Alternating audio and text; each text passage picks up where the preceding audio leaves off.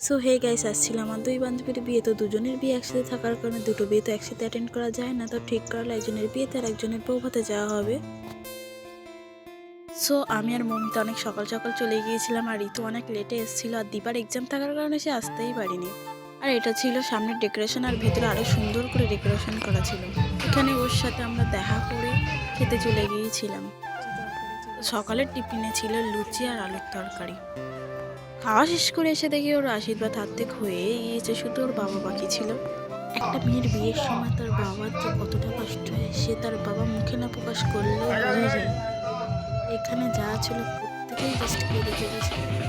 ওর বিয়েতে না ব্যান্ডের বাজনা হয়েছিল, সবাই নাচতে নাচতে জল ছুঁতে গিয়েছিল। তো আমরা যাইনি, কারণ আমরা বান্ধবীর সাথেই ছিলাম, সময় কাটাচ্ছিলাম বান্ধবীর সাথে।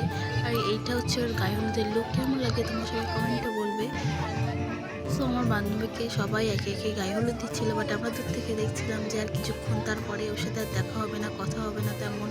আর সেই কলেজ লাইফের কথাই ভাবছিলাম যে কত সুন্দর না দিন কাটাতাম সবাই মজা আনন্দ করে। গ্রুপের সবারই মোটামুটি বিয়ে হয়ে যাচ্ছে। ঠান্ডার সময় জল না খুব ঠান্ডা ছিল, ওর না বিশাল ঠান্ডা লাগছিল। এটা সন্ধেবেলা আমরা সবাই গুছিয়ে চলে এসেছিলাম, বাট ও সেজে গুজে এখনোই আসেনি। এদিকে দেখো বরের এন্ট্রি। বরের এন্ট্রিটা জাস্ট অসাম ছিল। এখানে সবাই বরের গাড়ির সামনে এতই মজা করেছিলাম, এত ডান্স করেছিলাম, কি বলবো তোমাদের। ভিডিও দেখলে তোমরা বুঝতে পারবে। বেসিক্যালি আমি কোথাও ডান্স করি না, কিন্তু বৃষ্টির ভিতরে এত মজা করেছি, এত ডান্স করেছি ধারণা নেই। এটা আমি আর আমার হাজব্যান্ড। বৃষ্টি সেজে আসতে অনেক লেট করেছিল, তো আমরা খাওয়া দাওয়া করে চলে এসেছিলাম বাড়িতে। ওদের এই 7 বছরের ভালোবাসা আজ পূর্ণতা পেল।